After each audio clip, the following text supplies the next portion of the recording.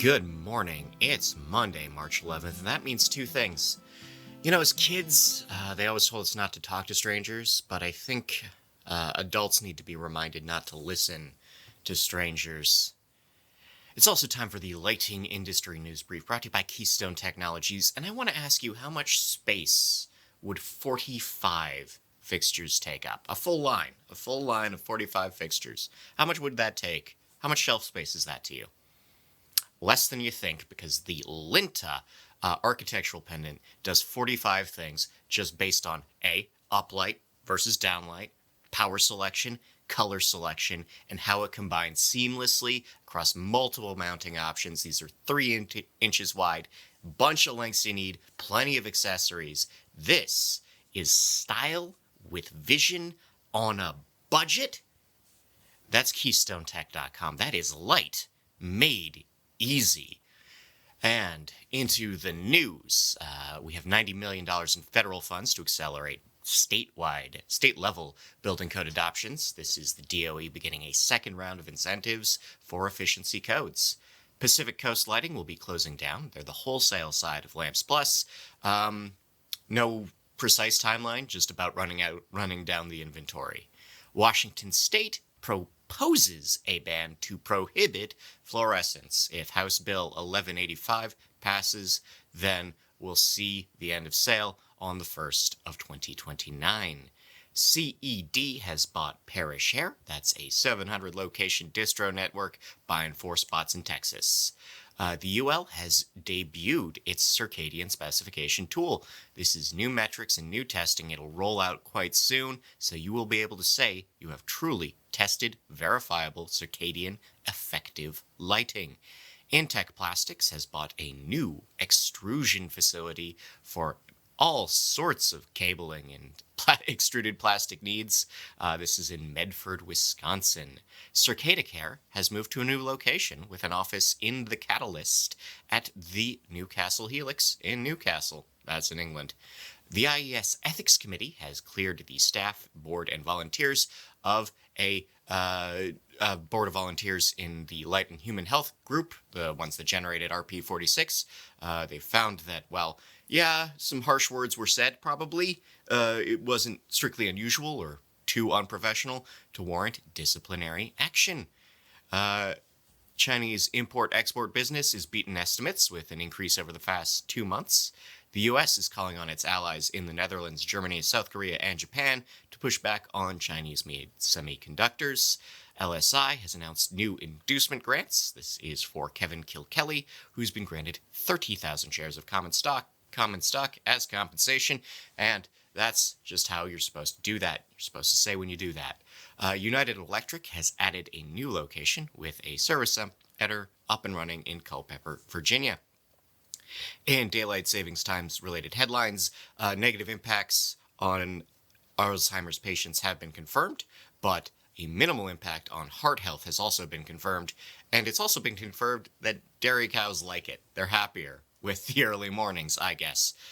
In related news, I'm not a dairy cow and I hate daylight savings time with the fiery passion of 1,000 suns, but that's just me. Leviton has won a number of products MVP prizes, with 3 products recognized by ProBuilder publications. Lighthouse Financial has extended $45 million in credit to a Ohio-based lighting distributor. They will not say which one. Zumtobel has secured a Guinness World Record. The PR agency has helped them establish that they have illuminated the largest single ceiling light. Apple has changed their watch screens, which means AMS Osram's stock has dropped and may end up selling their Malaysian facility to deal with that. The Houthis have sunk a cargo vessel. The Ruby Mar was the first civilian loss in the Red Sea since fighting has begun. But don't you worry, because new freighters are coming off the docks. Most of these were actually built under the pandemic's demand condition, but will be setting sail throughout the year. Wild, the Women in Lighting Design, have begun a new campaign to expand Wikipedia's coverage of women in lighting design. We have Outside joining Gate Lighting. This is a 3D LiDAR company working on airport technologies. Gingerhead has partnered with Light AZ. This is a new marketing contract. Design Plus Awards were presented at Lighton Building. You can read the full list of recipients wherever you find full lists of recipients, like nailed.org. Hayward has released their quarterly earnings with a little more than $250 million in revenue last quarter. OLED Works has spun off their auto lighting division. Atala has already got a contract to make taillights for Audi. In legal news, the Oakland Athletics have sued Dongguan Better Gene Lighting over their proposed new trademark that looks a lot like their A. So we'll see how that goes. Deco has dodged their debts to Signify for now, with a judge in their bankruptcy case saying that Signify's payment claims are deficient. Seoul Semiconductor is suing Amazon in the EU under their Unified Patent Court over infringing LEDs listed for sale on the platform. Cure Ohio, a cannabis farm, is suing iLighting, alleging that their exploding lamps caused $900,000 in damage to the farm itself, as well as to product. In rep news, WEF has picked ERT to rep for Central and South Texas, and Signify has 2 new reps, one for New York, one for New Jersey. Luminart will be closing, all orders will be shipped, all commissions will be paid, but business is over as of the 15th. And ELA and Synergy will merge, now operating as ELA plus Synergy. That's covering the Northeast United States. In event news, registration is open for the IES and DOE's Research Symposium in May in Portland. On March 14th, if you're in Edmonton, you can go to the IES's Trivia Night. 2-for-1 tickets are available, so you can bring a friend. March 20th, you can go to the IES's Technical Luncheon. That's hosted by Mark Roosh in Toronto. On the 5th, you have Light and Justice doing their Interior Spaces talk. That's a hybrid event. And this summer, the IES is going on tour with 5 city stops between May and July. That's for their education program. In IoT news, Kasambi has presented their awards for products and projects. DALI Plus, a thread-ready standard, will be ready soon. They unveiled it at the show. GSA issues guidance on LEDs and controls. This is part of the federal government's Green Proving Ground program. You can have 5G indoors with Li-Fi on your windows. The windows, glass ones, not the computer platform, although you could certainly have a Windows PC with a Li-Fi connection, I suppose. This is a new bridge tech from LinkXC. Hope I pronounced that right. Simons has signed an MOU with FPT with a new collaboration on smart infrastructure in Vietnam. McWong has changed their name. They are now operating as MW Connect. The Internet of Production Alliances has published a white paper calling its members to think globally but make locally. Utilities are opting to connect grids in the face of extreme weather, with WeSun surveying connected grids, showing that the interest in resilience and response times in repairs are the deciding factors. IKEA is beta testing a Matter Hub. I don't think you need an Allen wrench to make the Derrigera work. A short list of things that broke on the 29th. I have a list of connected devices, including entire city streets, that broke because of computers not recognizing the date of February 29th. Research and development, LED nets reduce bycatch. This is a study off the coast of Cyprus, saving sea turtles over there. We have better means of separating americium from europium. These are 2 rare earths that reduce that if you split using charcoal silica, you can reduce byproducts and improve the overall efficiency of the process. We have a new way to extract gold from computer parts with whey. The curds and whey. It's a dairy byproduct. Way to go, Wisconsin, I guess. Norb has patented a migraine relief light. This is a flicker-free green LED promising a number of user benefits. We have better building efficiency, reducing energy demand. A very large study has determined that renovating every building on Earth would reduce global demand by 12%. In darkness-related news, circadian medicine does benefit cardio health. You should brush your teeth after dinner, not before bed, to save yourself just how harsh your bathroom lighting really is. Maybe we should Actually, we should just have better bathroom lighting. Let's do that. I like brushing my teeth before bed. What if I snack? The International Commission on Non-Ionizing Radiation Protection Issues has a statement on the harms of LED lighting, particularly at night. The morning people lifestyle has been associated with better health in the Ukraine. This is a study of Ukrainian adults showing that if they get up earlier, they feel better. And so lighting has gotten DSI recognition for their products. Aura has debuted a connected sleep mask, probably related to how bright your bathroom is. Virginia has passed a statewide non-binding resolution on Dark Sky Week. Pittsburgh, Pennsylvania has spent $2 million on Allen mitigating lighting for the Allegheny Commons. Puerto Rico is updating their lighting for sea turtle needs, as is Fort Myers, Florida, and Escambia County, Florida. 80% of billboards in the UK are in, quote, poorer neighborhoods, bearing out a trend that we see other places.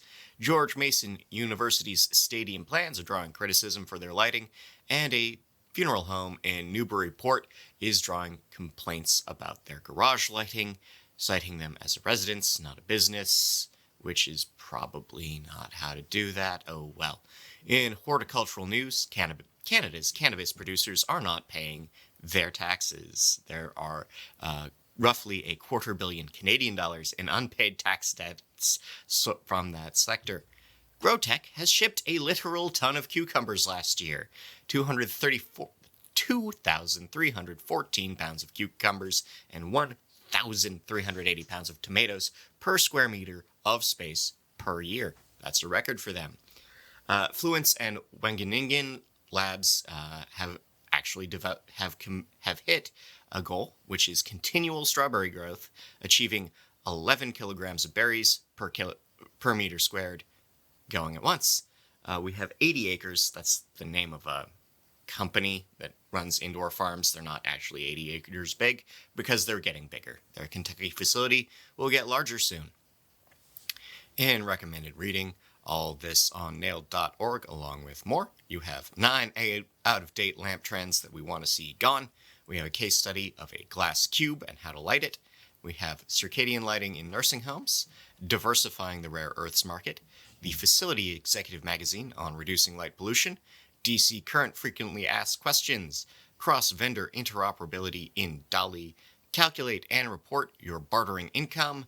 We have UV and your health, navigating the benefits of and limitations of lighting colors. We have convincing your boss to switch to smart lighting. We have lighting controls for ER mental health recovery zones. Warning, this podcast contains chemicals known to the state of California to cause cancer and other reproductive harm. A podcast about those little cards and labels you get sometimes. We also have a 4-part series on everything the lighting practitioner should know about lighting controls, and a 2-part series so far on how many studies does it take to change a light bulb. In local news, a Michigan man planted a flashing light thing pointed at a absentee ballot drop box. We don't know why. 3 different law enforcement agencies are deciding what to charge him with. There you go. Philadelphia, Pennsylvania's Boathouse Row is turning their lighting back on after a year of retrofit projects. Maryland's reproductive health spaces are getting security grants. Entergy Louisiana is installing LED streetlights where it can and raising rates to pay for that, which I don't think is how it's supposed to go. Louisiana's state's bounty on copper thieves is not really working as a deterrent. Wyoming has grants for schools. LA County, California is now offering solar street lighting upgrades to thwart copper thieves. Tarrytown, New York, school district is beginning a new energy project. Beechwood, Ohio is going to pay private citizens to add lighting to their driveways and property edges of their property to fill in gaps in streetlight coverage. Seaford, Delaware has new federal grants for lighting. Canadian Forces Base Edmonton has received federal funds for energy projects on base. And Honolulu, Hawaii has $4.5 billion to spend on infrastructure. Frankfurt will be the first German city to hang lights for Ramadan. Neat. And India and Netherlands have formed a joint semiconductor opportunity-seeking compact. In People News, we've got 3 new people on the ArcLight Summit Advisory Board. ETI has named Mark Jorgensen as their VP of Sales. We have promotions at EBH and Sun. We have Hanover Lantern appointing Daryl Brussel as their VP of Sales. Meredith Fingerson is now the CMO of Innovations Lighting. And we have 2 promotions at Westburn. In things you can do, see, buy, or build, we have the San Francisco Symphony Orchestra experimenting with synesthesia, adding colored lights and smells to a performance. We have LED floor and wall tiles. We have a waterproof lamp for cozier showers and maybe not disrupting your sleep, I guess. We need better bathroom lights. That's what I'm discovering this week. And how to make an RGB disco ball. I have been Scott Walker. Thank you for your time. Thank you for your attention. Thank you to Keystone. Thank you to Nailed. And have a good week. Enjoy the music. Very lovely.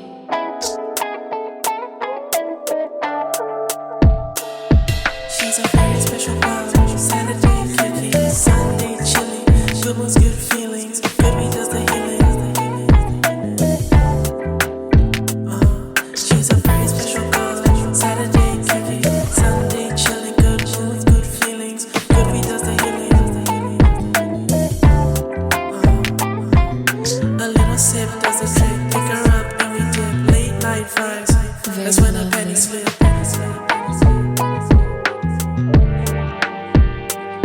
She's a very special girl.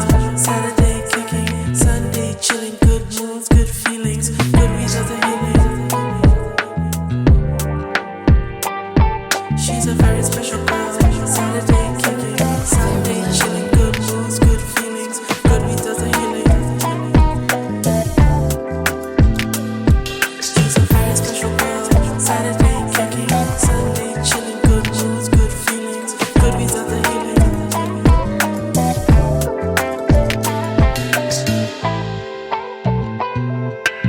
Very lovely.